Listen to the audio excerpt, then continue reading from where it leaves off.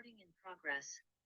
Hey, friends. Today we are going to talk about being on the struggle bus because all of us are on the struggle bus at one time or another. And some of us are on the struggle bus all the time. What do you do when you're on the struggle bus? How do you get off the struggle bus? And how do you keep from getting on the struggle bus? So, before we get started, I want you to bring to mind something that has been a sticking point for you, something that is just really bothering you or consuming you. You know how that is when something is on your mind, when you can't solve a problem or figure something out, or you don't have control and it just nags at you. It's on your mind. You're thinking about it when you go to sleep, you're thinking about it when you wake up. You find yourself caught in these like fantasies where you just spin out of control and you're making up stories. So think about whatever that is for you right now.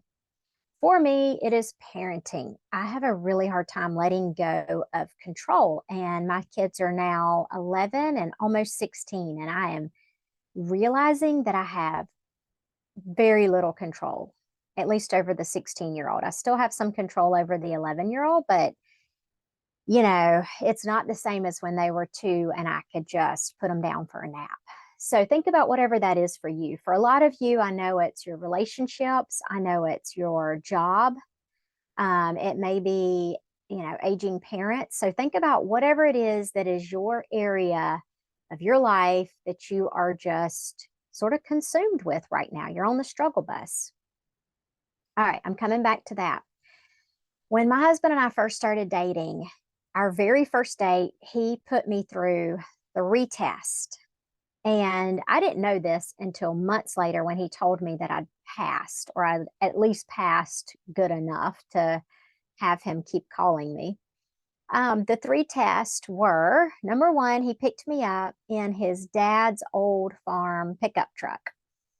So he borrowed his dad's like old Ford. I don't even know if it had air conditioning, but this was a like old, not cool farm truck.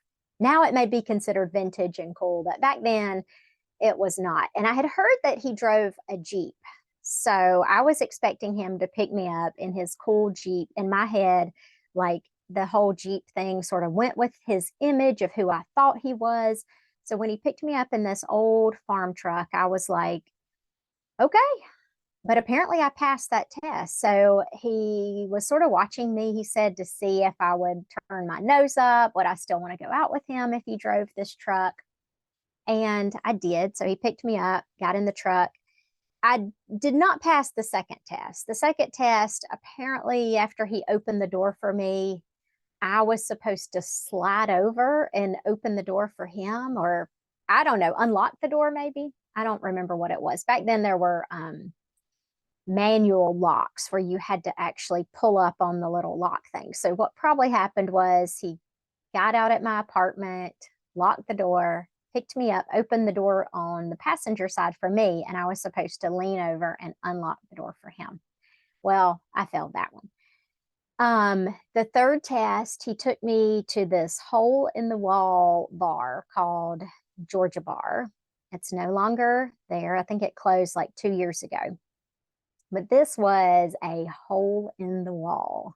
And I don't know if I'd ever even been there, but he knew the bartender and we went in and sat at the bar. And I was 21, but just barely. And the bartender said, "Shots on me." So this was early in our date. What Chase didn't know was that to calm my nerves about going out with an almost stranger, I had already had a couple of Bud Lights. That's what I drank back then. I don't drink Bud Light anymore, but so I already had a buzz. I was not a very big girl. I probably weighed 100 pounds at the time. And so I was already had a little buzz. And then this bartender gave us shots. And then Chase asked me what I wanted to drink. And I think I failed that test because I didn't want anything else to drink, but I also wanted to fit in and I wanted to. I mean, I didn't do shots. I didn't like the way liquor tasted. But I also didn't want to, stand out or be whatever, too prissy. So I drank it. Um, Chase says I passed that test, not because of the alcohol, but because he took me to that hole in the wall bar and he wanted to see, like, is she really snooty or will she fit in? So, what does this have to do with your job or an area where you're stuck or on the struggle bus? Here's what it has to do. Here's how it has to do with that. We are always given tests in our lives. At any given point, you are being tested. And I don't mean tested by the devil or tested in any kind of religious way. I just mean at any given point, you are undergoing struggles. And these struggles they are there to teach you. And if you can learn from them, you have passed the test. But in the moment, it is so hard. It is so hard to pass these tests. So I've come up with some things to help you. So, what you should know about tests: number one, life's going to give you tests. So, just accept that. Nobody's life is perfect. I remember thinking, when I would do these like Bible studies or book clubs, and people would talk about like all the things they'd been through, all the traumas. And I remember thinking, I don't have any. Oh my gosh, this is bad because I'm like tempting fate. Something bad is going to happen at some point. It's not that you need to be afraid of it. Your test will be different than somebody else's test. What tests you may be minor for somebody else, and what tests them may be major for you and minor for them. But whatever you seek is seeking you.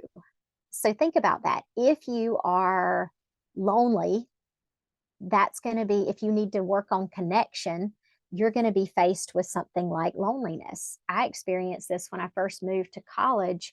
I got horribly homesick and I didn't know how to find a connection. So looking back, that was a test. I mean, I had friends from my hometown, but I have never felt more lonely than when I moved away from my hometown and I felt so out of place. So what did I do? I mean, I made myself, I remember just feeling sick about it, but I just made myself go out. I made myself go to the student union and just sit and drink coffee. I made myself volunteer for adopt a grandparent and drove myself out to the retirement home, met my adopted grandmother, would go out to visit her. So think about your struggle bus right now. Where are you? And what do you think maybe the lesson could be? Maybe it's boundaries. During one of my worst situations with work, the lesson that I needed to learn was, girl, you have got to have some boundaries. Gratitude. I went through another period in my life where everything was seemingly great on the outside, but I just felt bad. I just was not happy. And looking back, I think the lesson I needed to learn was gratitude.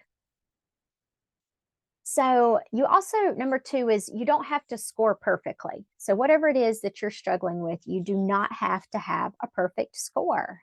You can just pass.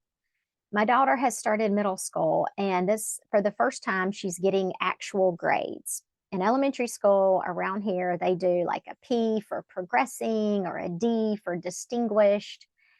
And so she was all kind of confused about number grades. And we're having to learn that she's not preoccupied with making perfect grades. She does not care if she makes a 98 or an 88. Her goal is to not get too stressed out, to learn the material, and to have lots of friends. And so, my lesson during this time is maybe perfectionism is not the answer. So, number three is ask yourself, what's the point?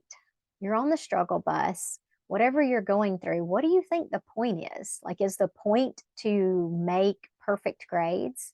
Is the point for me to teach her to strive for excellence or to be okay with who she is? I don't know. I'm still learning that. But I keep asking myself, all right, what do I think the point is? What's the main issue here? Stay in your own lane. You don't have to compare yourself to everyone else. Like I said in the beginning, we're each here living our own lives. We're each on our own journey. Somebody else's test is none of your business. How they handle what they're going through. Your best friend's going through a divorce and you think she could do so and so better. You think she could, she needs to hire a lawyer. She needs to da da da da da, whatever. That is her life. That's her journey. That's her test that she's facing. It is not yours. We are each getting schooled in our own ways. So I've talked about, I think is Gary Zukov who talks about Earth School. So this is Earth School. You're on your own path. You don't need to compare your report card to anybody else's. So along with what's the point, ask yourself, if I were to overcome this thing, what might it be trying to teach me? So if I were to overcome imposter syndrome, let's say it's with your work and you are constantly sick with this feeling of not being good enough. If you were to fast forward 5 years, 10 years, and you no longer felt this way, what do you think would be the point of you going through that right now? Yeah, it could be humility. It could be gratitude for what you do know. It could be like maybe the lesson is you need to get a mentor. Maybe it's confidence. Number 4, how can you have fun with it? So whatever it is you're on the struggle bus with, how can you have fun with it? Around here, being in a college town, sometimes I see these party buses and they are having fun on that struggle bus. They are bouncing, there's music, there's neon lights. I mean, they are having fun. So if you could possibly have fun on this struggle bus, what would that look like? If you could even have like maybe not fun, maybe it's something really like traumatic you're going through, so maybe not fun, but if you could have neutral emotion, like just not these super highs, super lows, my life is awful, it's falling apart. If you could just be sort of neutral, what would that look like? And you can imagine this because, you can imagine this by sort of, what if you were reading about your life in a fiction book? So it's not you, it's a character, it's not even real, you're just reading about it. So if you were able to sort of distance yourself from all that emotion that's suffocating you, how do you think it could be different? Along the same lines of how to be neutral or how to have fun with it, how are you making this harder than it has to be? And sometimes just talking to a friend about this will help, or putting it on paper, just taking it out of your head and putting it somewhere else. So whether it comes out of your mouth or whether it goes onto paper, there's an energy in that. So it takes the energy out of your body and it puts it outside of your body. So if that's one way you might be making it harder than it is. Like, could you talk to somebody about it? Could you just write it out? Julia Cameron wrote The Artist Way, and she's a huge fan of what she calls the morning pages. So every day you write 3 pages of longhand and you just brain dump. Whatever is on your mind, you just write it down. And the whole point of that, she says, is to clean out the cobwebs in your attic or your brain, to just get it out on paper. And eventually you'll get sick of hearing yourself moan and groan and go through the same thing. And you will say to yourself, get off the damn struggle bus. Like, just get off.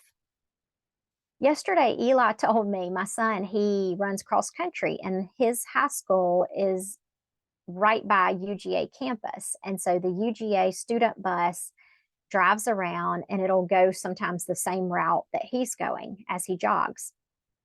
And he said, my goal has been this year to get on the UGA bus and just ride it, a few stops down the road and then get off and run with my team again.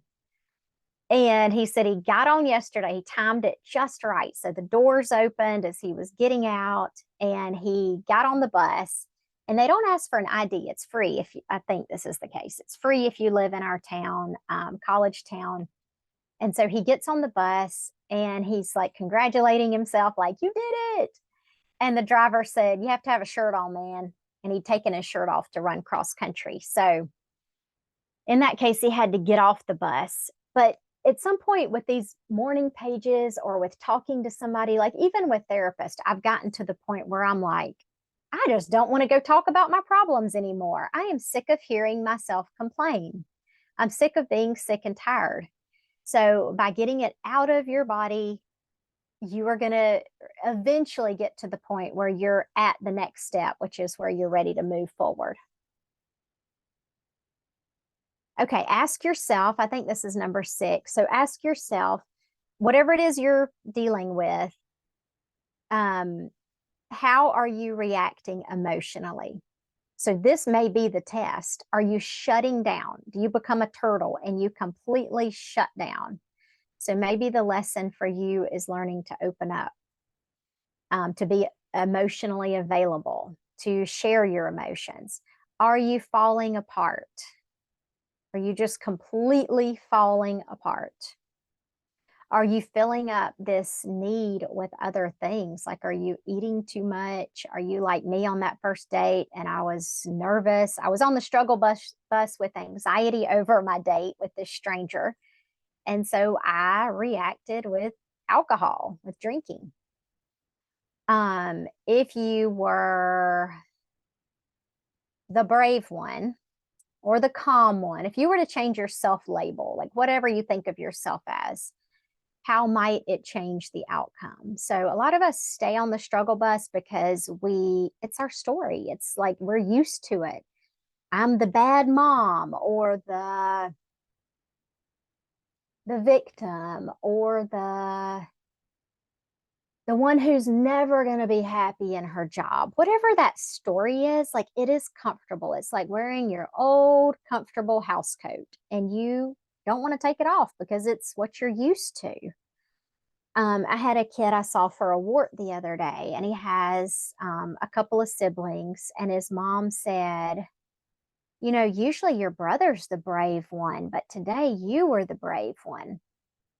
And I just thought, oh, that's so sad. Why can't he be the brave one every day? Why does he only get to be the brave one today?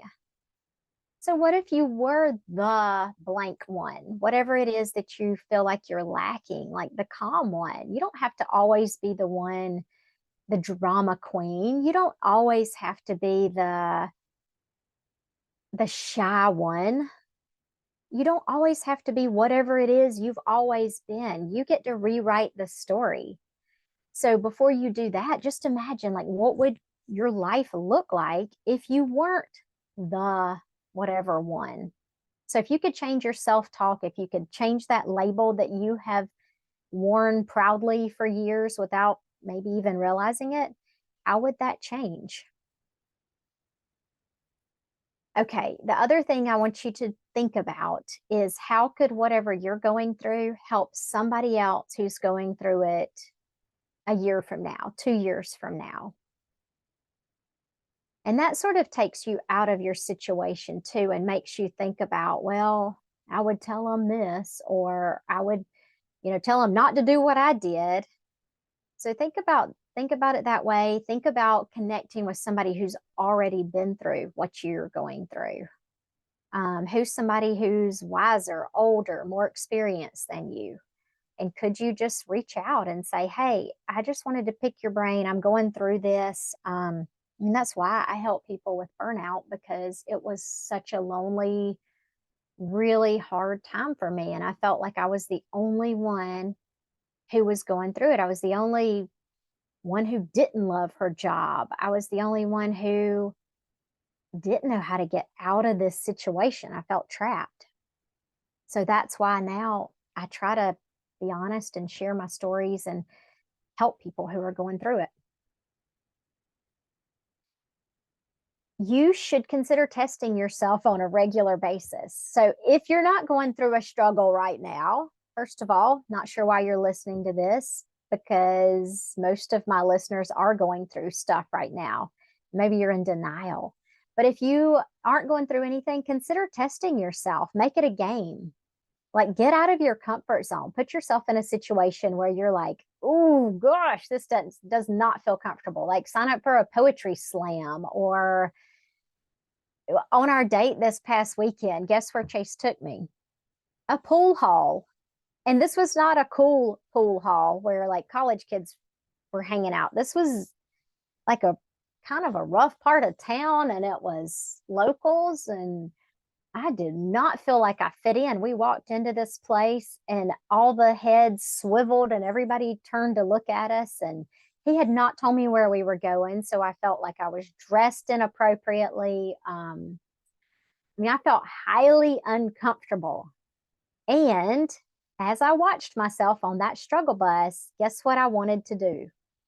I wanted to feel Fill, feel that need with something that was comforting. I wanted a drink. And I'm not a huge drinker, but in that moment, I wanted alcohol. And I didn't. I was able to sort of see that I was being tested. And I was like, I'm just going to go with it. I feel very awkward. I don't know how to play pool. I don't know a single person here, but I am going to just sit in it. I'm going to ride this bus for a little while. Make it a game. I mean, I kind of thought, all right, if this were fun, if I were to make this fun, how would it be? And so I didn't care one bit if I actually got a point. I don't even know if that's what it's called in pool, but I didn't care if I got a point. I just decided to have fun with it and practice using that stick.